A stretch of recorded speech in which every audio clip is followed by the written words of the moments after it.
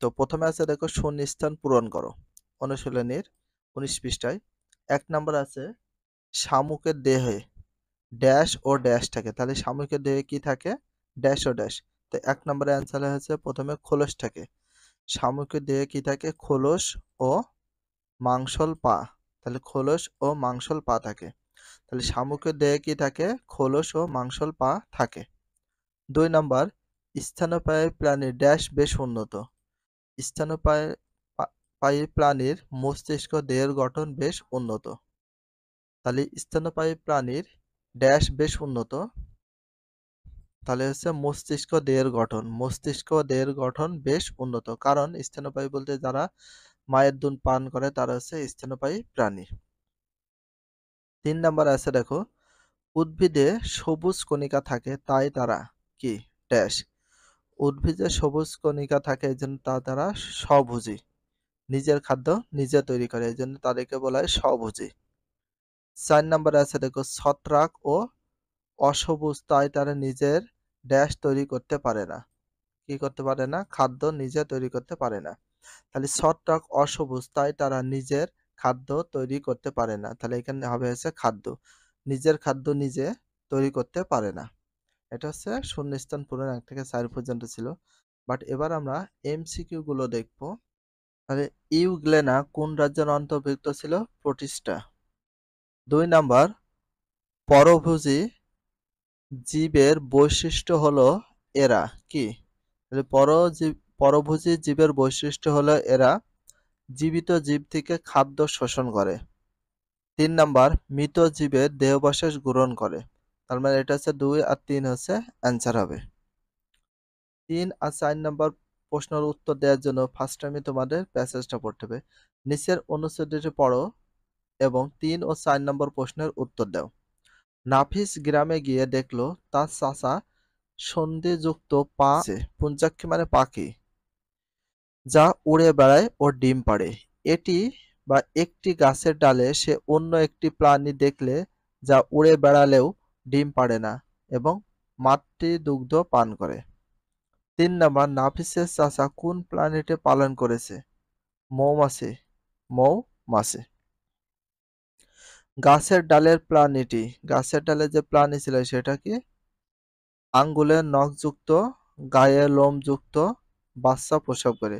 আঙ্গুলের নখযুক্ত গায়ে লোমযুক্ত বাচ্চা প্রসব করে। সংক্ষিপ্ত প্রশ্ন আছে, সৃজনশীল 2টা প্রশ্ন আছে, 1 এবং 2 2টা সৃজনশীল প্রশ্ন এবং সংক্ষিপ্ত প্রশ্নগুলো উত্তর নিয়ে চলে এসেছি। তো ভিডিওটা A to Z ওয়াচ করতে থাকো। এসব প্রশ্ন পড়ার চেয়ে তোমাদের উচিত কি জানো? যে প্রতিটা লাইন রিডিং গুলো খুব ভালো করে সুন্দরভাবে বুঝে শুনে পড়তে হবে।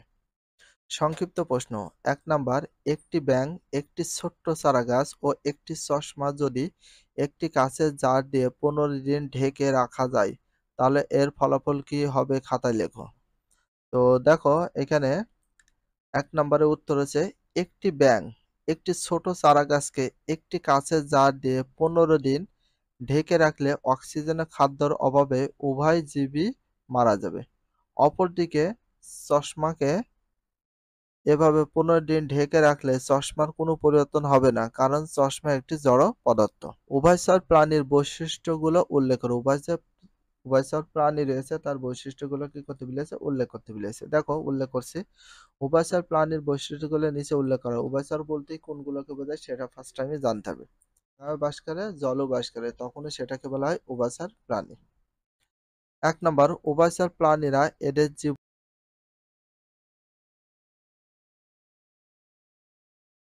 2 নাম্বার, এদের ত্বকে লোম, আইস বা পালক কিছুই থাকে না।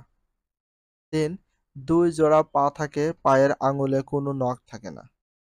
4, ব্যাঙাচি অবস্থায় এরা ফুলকাম ও পরিণত অবস্থায় ফুসফুসের সাহায্যে শ্বাসকার্য চালায়। শৈবাল, মশ, ফার্নের পার্থক্যগুলো কি কি ব্যাখ্যা করতে হবে। দেখো শৈবাল, মশ ও ফার্নের মধ্যকার পার্থক্যগুলো হলো, তাহলে শৈবালের দেহ মূল, কাণ্ড, পাতায় বিভক্ত করা যায়। এদের পরিবহন কলা থাকে না। ক, মশবর্গীয় উদ্ভিদের কাণ্ড, পাতা আছে তবে মূল নেই, মূলের পরিবর্তে রাইজয়েড রয়েছে। খ নাম্বার, এদের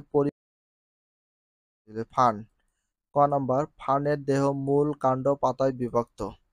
খ এদের পরিবহন কলা থাকে, এদের কি থাকে? পরিবহন কলাও থাকে। বলেছে মেরুদণ্ড অমেরুদণ্ডের প্রাণীর পার্থক্যগুলো লেখো। মেরুদণ্ড কোনগুলো আর অমেরুদণ্ড কোনগুলো সেটার পার্থক্যগুলো লিখতে বলা হয়েছে। দেখি, মেরুদণ্ড প্রাণী, এদের মেরুদণ্ড আছে। 2 এদের দেহের কঙ্কাল থাকে। 3 এদের চোখ সরল প্রকৃতির। 4 মানুষ ছাড়া সকল মেরুদণ্ডী প্রাণীর লেজ থাকে। 5 এরা ফুলকা বা ফুসফুসের সাহায্যে শ্বাসকার্য চালায়। 6 এদের পাখনা ও 2 জোড়া পা থাকে। আর অমেরুদণ্ডী প্রাণীর ভিতরে কি কি আছে দেখো। 1 নম্বর হচ্ছে এদের মেরুদণ্ড নেই, এদের দেহের ভিতরে কঙ্কাল থাকে না, এদের 2 চোখ,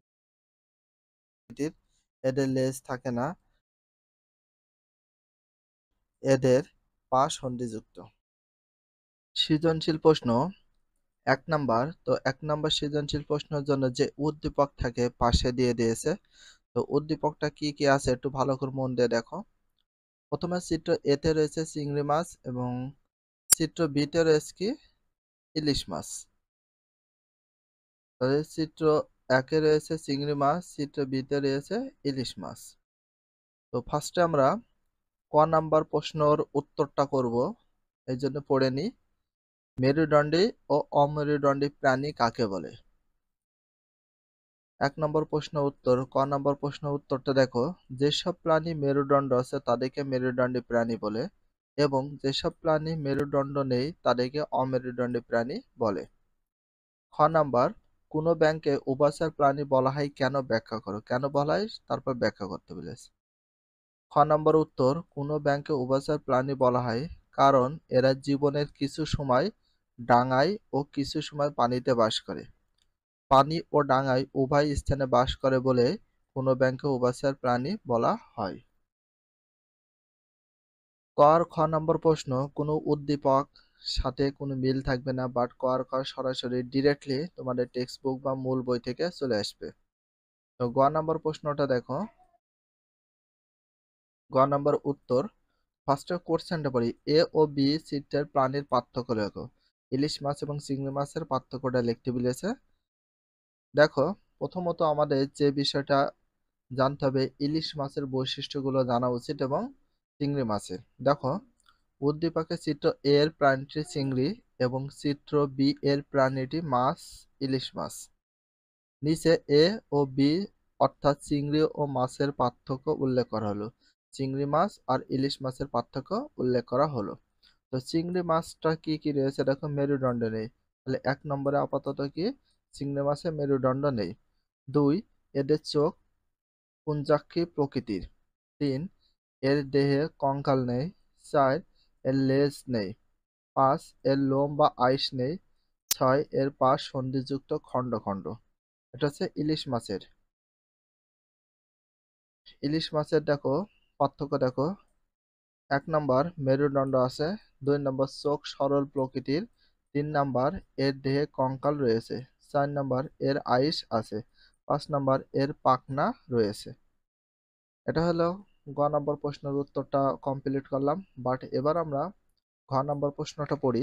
আমাদের জীবনে বি প্রাণীর প্রয়োজনীয়তা আলোচনা করো। ঘ উত্তর, চিত্রে বি প্রাণীটি হলো মাছ। কি মাছ? ইলিশ মাছ। নিচে আমাদের জীবনে মাছের প্রয়োজনীয়তা আলোচনা করা হলো। আমাদের জীবনে মাছের প্রয়োজনীয়তা কতটুকু সেটা আলোচনা করতে বলে। দেখো, প্রাণীজ আমিষের শতকরা 58 ভাগই আসে মাছ থেকে, যা আমাদের শরীরের জন্য খুবই প্রয়োজনীয়। 2 মাছ এক ধরনের সহজপাচ্য সুস্বাদু খাবার, যা হজম করতে কোনো সমস্যা হয় না, ফলে আমরা সুস্থ থাকি। 3 মাছের চামড়ায় ভিটামিন এ ও ডি রয়েছে। এসব পুষ্টি উপাদান আমাদের শরীরের জন্য গুরুত্বপূর্ণ। 4 দেশের চাহিদা মিটিয়ে মাছ বিদেশে রপ্তানি করে প্রচুর বৈদেশিক মুদ্রা অর্জন করা সম্ভব। 5 আমাদের দেশের উপকূলবর্তী অধিকাংশ লোকই মাছ ধরে বিক্রি করে তাদের জীবিকা নির্বাহ করছে। 6 বেকারত্ব দূরীকরণে অনেকে মাছ চাষ করছে, এতে দেশের অর্থনৈতিক উন্নয়ন হচ্ছে। 7 বড় মাছের উচ্ছিষ্ট অংশ দ্বারা জৈব সার তৈরি করা হচ্ছে, যা আমাদের কৃষিক্ষেত্রে প্রয়োজনীয়। 8 নাম্বার দেখো, মাছে আমাদের শরীরের জন্য প্রয়োজনীয় উপাদান ক্যালসিয়াম, ফসফরাস ও লৌহ বিদ্যমান। 9 মাছের কাঁটা থেকে পোল্ট্রি শিল্পের খাবার তৈরি করা হয়। 10 মাছের তেলে কোলেস্টেরল কম থাকে যা মানুষের হৃদরোগের ঝুঁকি কমায়। সর্বোপরি বলা যায় মাছ আমাদের জীবনের জন্য খুবই গুরুত্বপূর্ণ। এটা হচ্ছে 1 নম্বর প্রশ্নের সৃজনশীলটা আমরা কমপ্লিট করলাম বা উত্তরগুলো দিয়ে দিলাম। এবার আমরা 2 নম্বর যে সৃজনশীল প্রশ্ন আছে সেটা একটু পড়ি। তো ফার্স্টে তোমাদের অবশ্যই প্রশ্নগুলো পড়তে হবে। এখানে দেখো 2 এর সৃজনশীল প্রশ্নের উদ্দীপক দিয়েছে। ক এটা হচ্ছে নারকেল গাছ বা ডাব গাছ। খ এটা বট বৃক্ষ মানে বট গাছ। ক নাম্বার সপুষ্পক উদ্ভিদ কাকে বলে? সপুষ্পক উদ্ভিদ কাকে বলে? যে উদ্ভিদের ফুল হয় তাকে আমরা সপুষ্পক উদ্ভিদ বলি। তাহলে 2 নম্বর প্রশ্নের উত্তর ক, যেসব উদ্ভিদে ফুল হয় তাদেরকে সপুষ্পক উদ্ভিদ বলে। ফুল হলে সেটাকে বলে সপুষ্পক উদ্ভিদ, ফুল না হলে বলা যাবে না, অপুষ্পক হয়ে যাবে। খ নাম্বার দেখো, ক উদ্ভিদের বৈশিষ্ট্যগুলো উল্লেখ করো। ক বলতে এই যে নারিকেল গাছ। দেখো খ উত্তর, উদ্ভিদ দেখো উদ্দীপকের ক চিত্রের উদ্ভিদটি হচ্ছে নারিকেল গাছ। নিচে উদ্ভিদটির অর্থাৎ নারিকেল গাছের বৈশিষ্ট্য উল্লেখ করা হলো। এখানে দেখো 1 নম্বর, এদের দেহ মূল, কাণ্ড, পাতায় বিভক্ত। 2 পাতা সমান্তরাল, শিরা বিন্যাসযুক্ত। 3 ভ্রূণে একটি বীজপত্র থাকে। 4 নিষেকের পর ডিম্বক বীজে বা ডিম্বাশয় ফলে পরিণত হয়। এটা হচ্ছে খ নাম্বার প্রশ্নের উত্তর। গ নাম্বারটা দেখো, ক ও খ উদ্ভিদের পার্থক্য লিখো। ক আর খ উদ্ভিদের। তো ফার্স্টে আমরা দেখি ক উদ্ভিদটা কি রয়েছে জানতে হবে। ক এটা হচ্ছে গ উত্তর, উদ্দীপকের চিত্র। ক এর উদ্ভিদটি নারকেল গাছ এবং খ এর উদ্ভিদটি বট গাছ।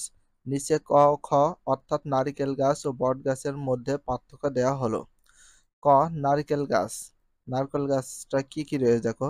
1 নাম্বার, এদের বীজে একটি বীজপত্র থাকে। 2 পাতা শিরা বিন্যাস সমান্তরাল। 3 গুচ্ছ মূল বিদ্যমান। 4 ফুল ট্রাইমেরাস। 5 কাণ্ড শাখাবিহীন। এবার দেখো খ খ নম্বর চিত্রে রয়েছে কি বট গাছ। তো বট গাছের বৈশিষ্ট্য দেখি বা পার্থক্য। 1 নাম্বার, এদের বীজে দুটি বীজপত্র থাকে বট গাছে। 2 পাতা শিরা বিন্যাস জালিকার। 3 প্রধান মূল বিদ্যমান। 4 ফুল টেট্রা বা পেন্টামেরাস। 5 কাণ্ড শাখাযুক্ত। তো ওইটা গেল আমাদের গ নম্বর প্রশ্নের উত্তর। ঘ নম্বরটা দেখো, আমাদের জীবনে ক উদ্ভিদের গুরুত্ব আলোচনা করো। ক বলতে নারকেল। এখানে দেখো ঘ নম্বর উত্তর, আমাদের জীবনে ক উদ্ভিদ অর্থাৎ নারকেল গাছের গুরুত্ব আলোচনা করা হলো। 1 নাম্বার, এদের কচি নারকেল বা ডাব একটি কোমল পানীয়। এতে প্রচুর পরিমাণে ফসফেট থাকে যা আমাদের শরীরে ফসফরাসের চাহিদা মেটায়। 2 নারিকেল মিষ্টান্ন তৈরিতে ব্যবহৃত হয়, তরকারি হিসেবে খাওয়া হয়। 3 নারিকেল থেকে তৈল পাওয়া যায় যা মানুষ তার কেশে ব্যবহার করে। 4 নারিকেলের ছোবড়া দিয়ে দড়ি, গদি ইত্যাদি তৈরি হয়। 5 পাতা দিয়ে ঘরে চালা তৈরি করা হয়। 6 পাতার প্রধান শিরা দিয়ে ঝাড়ু তৈরি করা হয় যা ঘর ঝাড়ু দিতে কাজে লাগে। 7 পাতা ও কাণ্ড জ্বালানি হিসেবে ব্যবহার করা হয়। অতএব ক চিত্রটি উদ্ভিদটি আমাদের জীবনে গুরুত্বপূর্ণ। তো আমরা 1 নাম্বার 2 নাম্বার সৃজনশীল প্রশ্ন এবং সংক্ষিপ্ত যে প্রশ্নগুলো ছিল সেটারও উত্তর এই ভিডিওতে দিয়ে দিয়েছি। বাট ভিডিওটা যদি ভালো লাগে অবশ্যই চ্যানেলটা সাবস্ক্রাইব করতে হবে। তার সাথে তোমাদের বলি নিজে সৃজনশীল লিখতে হবে, বানিয়ে লেখার চেষ্টা করতে হবে। তো নিজে নিজে লেখার জন্য অবশ্যই তোমাদের উচিত হচ্ছে মূল বইটা পড়া উচিত, সুন্দরভাবে রিডিং গুলো। তো নিজে করো। এখানে কিছু পশুর নাম দিয়েছে, বাঘ, ছাগল, গরু, সাপ, ইলিশ, হাতি, তিমি, টিকটিকি, ব্যাঙ, গুইসাপ, কুমির, রূপচাঁদা, উট, কাক, কোকিল, শালিক, বানর, টিয়া, ঈগল, চিল, কই, শিং, রুই, হরিণ, শিয়াল। এখানে নিচে করতে বলা হয়েছে, বলে উপরের তালিকা দেখে নিচে ছকটি পূরণ করো। প্রাণীর নাম দিতে হবে, সবগুলো প্রাণী নামগুলো দেবো। এগুলো মৎস্য, মৎস্য মানে মাছ। মাছের ভিতর কি কি আছে দেখি। প্রাণীর নাম দিতে হবে। মৎস্য, মৎস্যর ভিতর কি কি রয়েছে দেখি। মৎস্য, ইলিশ মাছ আছে, রূপচাঁদা আছে,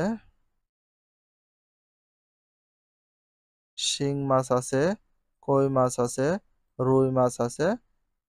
এইগুলো হচ্ছে কি মাছের নাম। তাহলে মৎস্যর ভিতর আমরা দিয়ে দেব উভয়চর প্রাণী রয়েছে। উভয়চর প্রাণীর ভিতর কি কি রয়েছে দেখি। সাপ, তারপরে আচ্ছা তিমি কিন্তু মৎস্যর ভিতর যায়, তিমি। ব্যাং, ব্যাং উভয়চর প্রাণী। কুমির উভয়চর প্রাণী, কুমিরটা বাদ দিয়ে সরীসৃপের ভিতর পড়ে।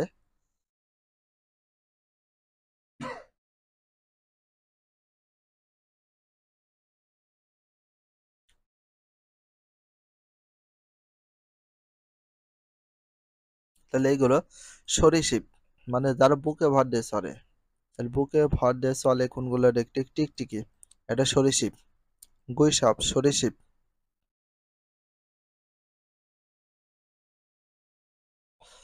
এগুলো সরীসৃপ গেল। এবার পাখির ভিতর কি কি আছে দেখি।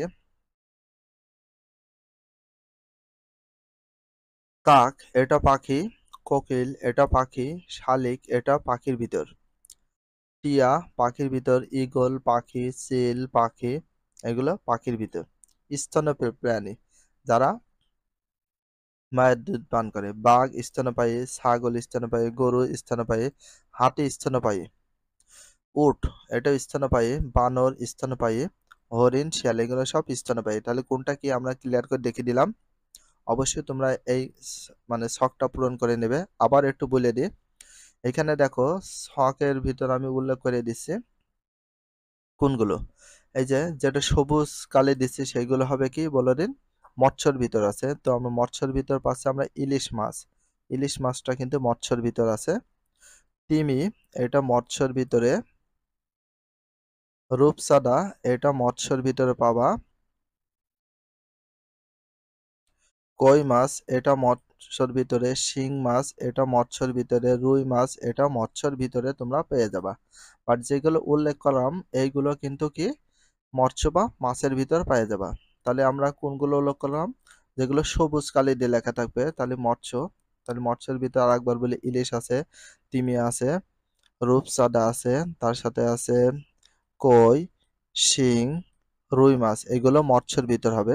বাট এবার আমরা দেখবো হচ্ছে কি উভয়চর প্রাণী, মানে ডাঙাও থাকে এবং কিসে থাকে, পানিতেও থাকে। যেমন সাপ উভয়চর প্রাণীর ভিতর পড়ে, আবার সরীসৃপের ভিতর পড়ে, বাট এটা আমরা সাপকে ধরবো না উভয়চরের ভিতরে।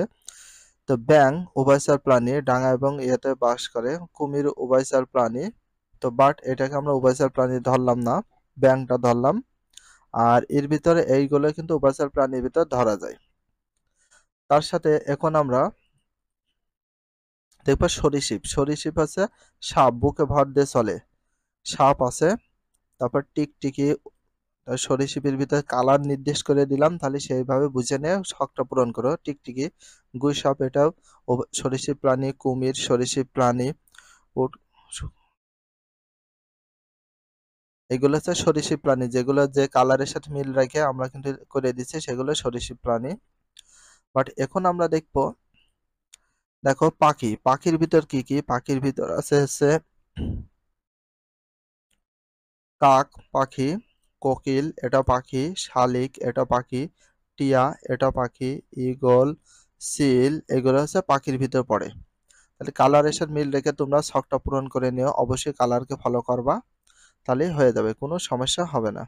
এবার দেখো প্রথমে কি আছে, স্তন্যপায়ী। স্তন্যপায়ী যারা মায়ের দুধ পান করে, যেমন বাঘ, দেখো বাঘ আছে, ছাগল আছে, গরু, হাতি, আর কি আছে, তারপর উট আছে, হরিণ আর শিয়াল, এগুলো হচ্ছে স্তন্যপায়ী প্রাণী।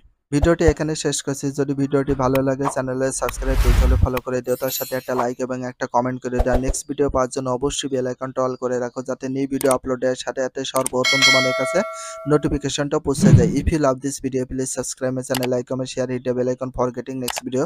So everyone take care, love you, আল্লাহ হাফেজ, বাই বাই।